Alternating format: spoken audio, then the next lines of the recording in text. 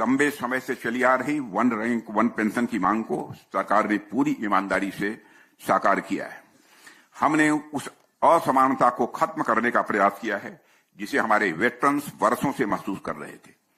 इस व्यवस्था को लागू होने से वेटरन के जीवन में न केवल फाइनेंशियल स्टेबिलिटी आई है, बल्कि यह भरोसा भी मजबूत हुआ है देश उनके साथ न्याय करता है।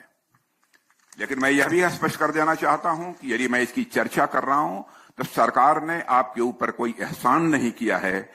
जो कुछ भी आपके साथ किया जाना चाहिए, जितना किया जाना न्याय संगत है, वही सरकार ने किया है। साथियों, हेल्थ फैसिलिटीज को लेकर भी सरकार की सोच पूरी तरह से साफ है कि जिसने अपना जीवन देश के नाम कर दिया, उसके स्वास्थ्य के साथ भी कोई समझौता नहीं होना चाहिए। और इसको ध्यान में रखते हुए x serviceman contributory health scheme को लगातार मजबूत किया जा रहा है। और हमारा यह प्रयास है कि हेल्थ फैसिलिटी सिर्फ शहरों तक सीमित न होकर गांव और दूर दराज के इलाकों तक पहुंचे, ताकि रिमोट एरियाज में रहने वाले हमारे वेटरन्स को कोई तकलीफ न होने पाए।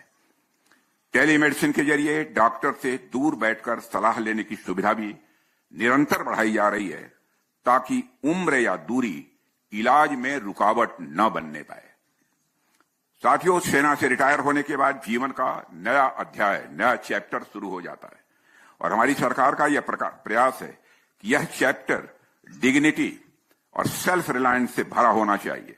और इसी सोच के तहत वेटरन्स के रिहेबिलिटेशन और एम्प्लॉयमेंट पर भी खासा ध्यान दिया जा रहा है।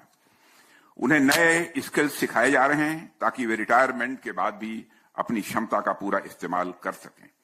पब्लिक इंटरप्राइजेज में उन्हें प्रायोरिटी दी जा रही है और प्राइवेट सेक्टर में भी उनके डिसिप्लिन, लीडरशिप और इंटीग्रिटी को भी उनको नई पहचान मिल रही है। जो वेटरन्स अपना खुद का काम शुरू करना चाहते हैं, सरकार उन्हें भी आगे बढ़ने के लिए प्रोत्साहित कर रही है। रोजमर्रा की जरूरतों को लेकर भी व्यवस्था को सरल बनाने का प्रयास किया गया है।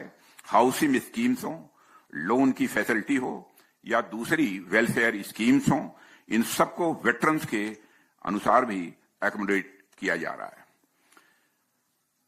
देवियों और सज्जनों, अपने वेटरन्स के अलावा हम उन सैनिकों को भी उचित सम्मान कर रहे हैं जिन्होंने राष्ट्र के लिए अपना सर्वोच्च बलिदान दिया है। इसी भावना से हमने राष्ट्रीय समर स्मारक जैसे स्थान बनवाए जो हर नागरिक को यह याद दिलाते हैं कि आज हम जिस शांति और आजादी से हम जी रहे हैं, उसके पीछे कितने बलिदान छिपे हुए हैं। देश के अलग अलग हिस्सों में स्थानीय स्तर पर भी ऐसे स्मारकों को बढ़ावा दिया जा रहा है ताकि आने वाली पीढ़ियों के मन में भी सम्मान और कृतज्ञता का भाव यह निरंतर बना रहे। देवियों और सज्जनों, पॉलिसी और स्कीम्स अपने अपने स्थान पर महत्वपूर्ण होती हैं, लेकिन किसी भी राष्ट्र की वास्तविक शक्ति केवल कागजों पर लिखी स्कीम से मापी नहीं जा सकती है।